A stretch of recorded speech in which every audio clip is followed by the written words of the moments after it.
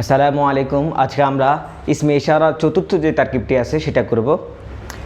দেওয়া আছে তিলকাল মারআতু সালিহাতু লাবানাতুন। তিলকা হচ্ছে আমরা জানি ইসমে ইশারা, ইসমে ইশারা ইসমে ইশারা পরে যদি আলিফ লাম যুক্ত শব্দ থাকে তাহলে এটা হচ্ছে মুশারুন ইলাইহি হবে।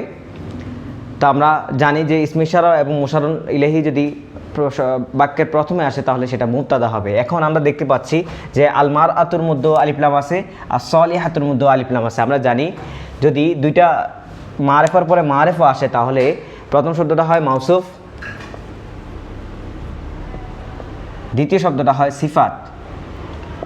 মাউসুফ সিফাত মিলে যেহেতু আগে ইসমে ইশারা আছে আর পরের শব্দগুলোতে সব আলিফ লাম আছে তাহলে হচ্ছে ইসমে ইশারা পরে আসবে কি মুশারুন ইলাইহি।